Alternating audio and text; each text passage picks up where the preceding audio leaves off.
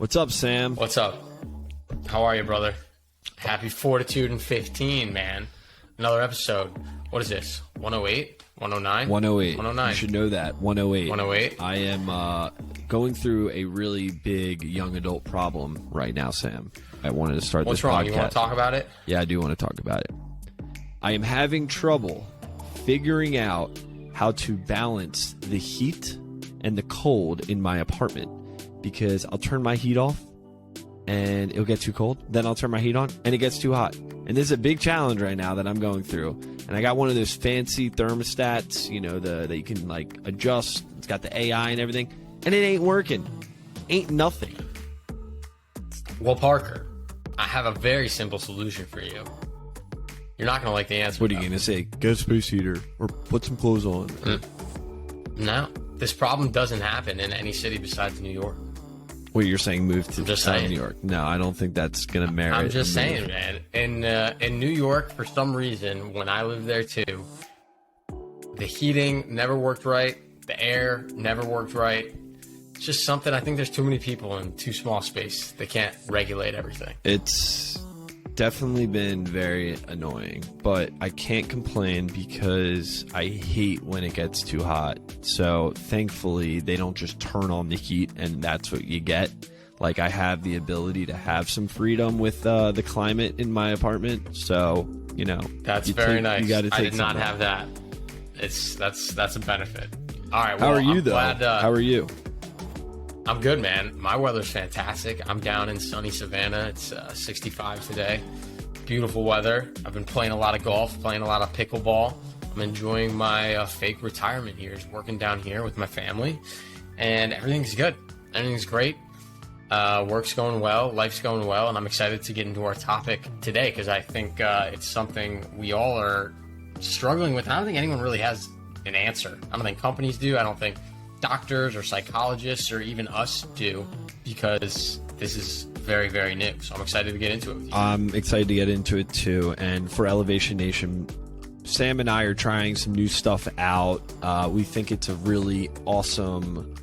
We want to provide new content to you all rather than just us sitting here and talking about our lives. So we've been doing a lot of research during the weeks, and we're going to provide some perspective on those things that we come across. So this week, we found a 5-minute podcast on TED Talks Daily about the 3 rules for a better work-life balance.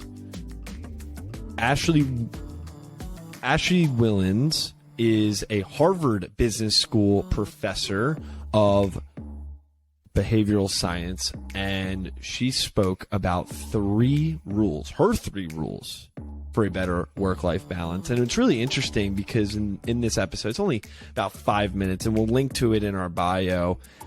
She talks about how in today's day and age, there's this always-on culture.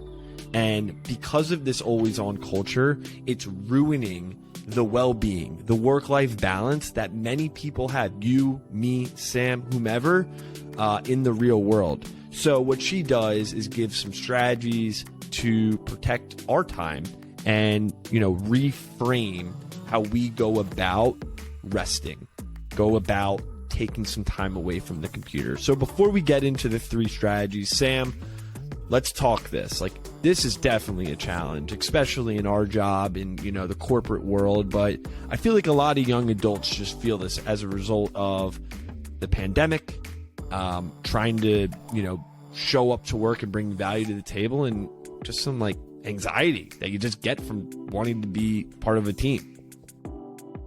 So, Parker, I'm excited to get into the nitty-gritty in present day with you here in a minute, but I think I'm a little bit of a history nut because I really, really thought of this around a historical timeline.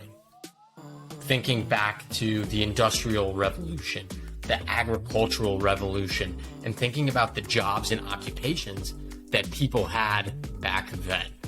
So I want to take a minute and frame this up for you, right? You're a 26-year-old young man. You just probably got back from war, and your job is in a factory, manufacturing cars. You clock in at 8 and you clock out at 5. once you leave at 5, you don't think about the cars that you're building. You don't think about how you can be more efficient on that assembly line. You don't stress about it anymore. It's done. You clock in and you clock out. Being a farmer in the agricultural revolution, right? You farm all day, you're out there, but the sun goes down and you can't really work on your farm without any light. So you come home and you unwind. No other time in history have we had jobs that have had 0 unplugged time. You can always be on, you can always be working, and you can always be doing more. And I think as we've transitioned from farmers, blue collar workers, to now white collar workers, we've seen this weird transition as well, where we've run out of ways to truly stop work. There was no common societal expectation of when work ends. Not the sun coming down anymore, not clocking in and out, because that doesn't happen for many of the white collar workers in our generation. And I think it's raising a very, very strange, epidemic of burnout and stress and anxiety and depression among workers right now that no one really knows the right way to fix it. So that's kind of where my head went. I don't know if you thought about kind of history at all, but I thought it was super interesting. I think it is really interesting, and obviously Sam and I are talking from the white collar perspective here, especially with Zoom and technology and our cell phones glued to our sides at all times. Today's day and age, there's not a time where you can literally, to Sam's point, be on at any time. We can always go and do extra work, whether that's on the weekend or at the evening. But you know what? It's funny, Sam. You said it at the beginning that this is a challenge that everyone's facing. But I think a solution starts with you. It has to start with you.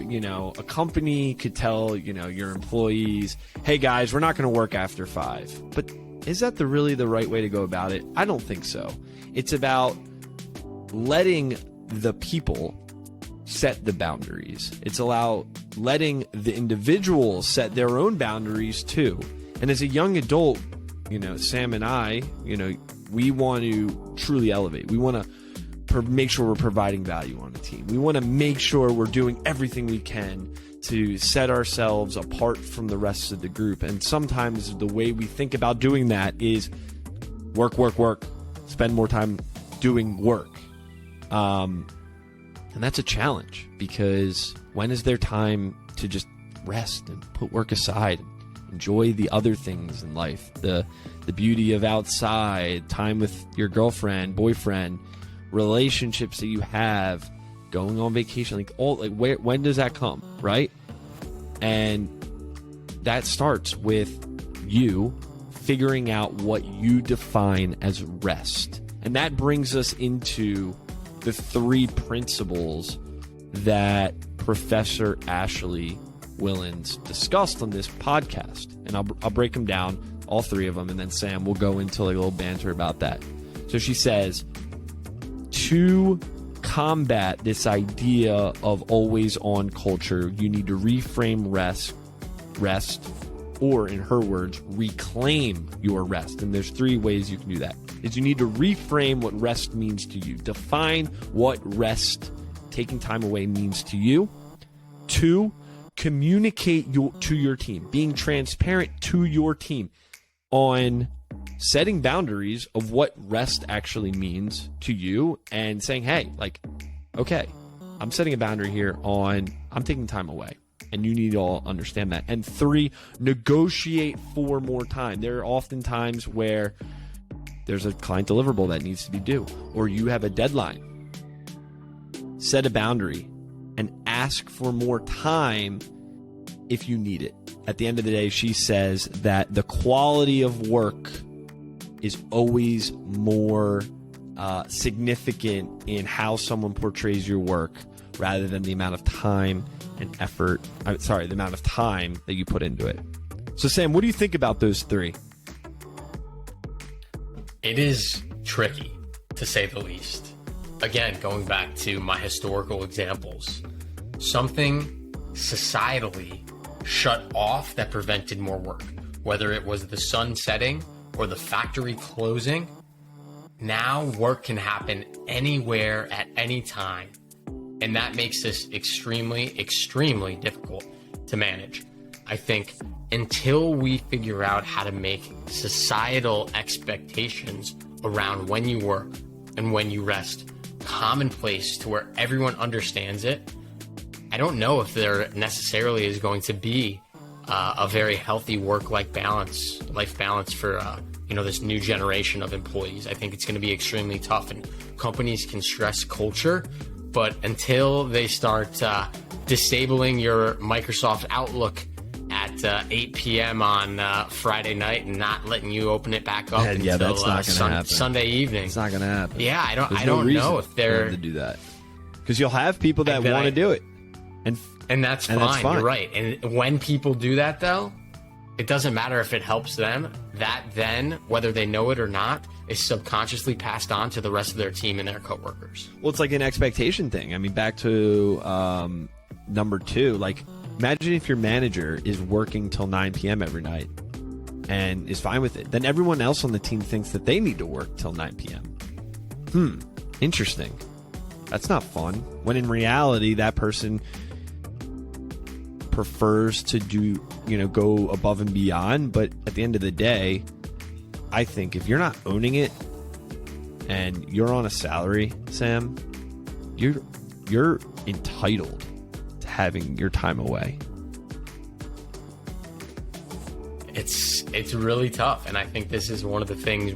Working from home this is not a benefit that's come out of this work from home lifestyle we all have from COVID, because again, just like punching in and out from the factory warehouse, you could leave work, and when you left, that typically meant that you were done for the evening.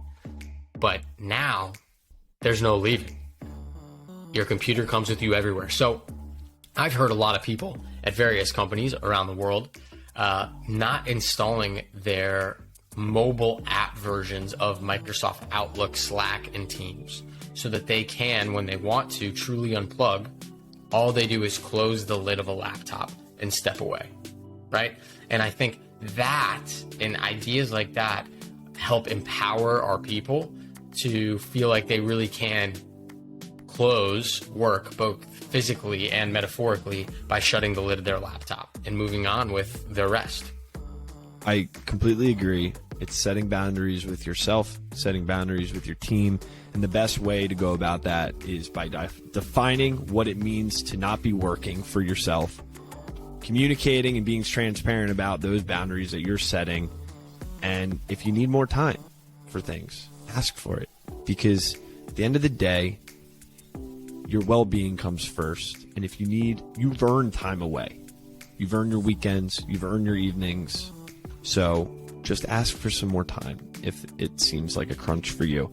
But it wouldn't be a Fortitude in 15 without Parker's perspective, and I'll leave you on a quote about rest.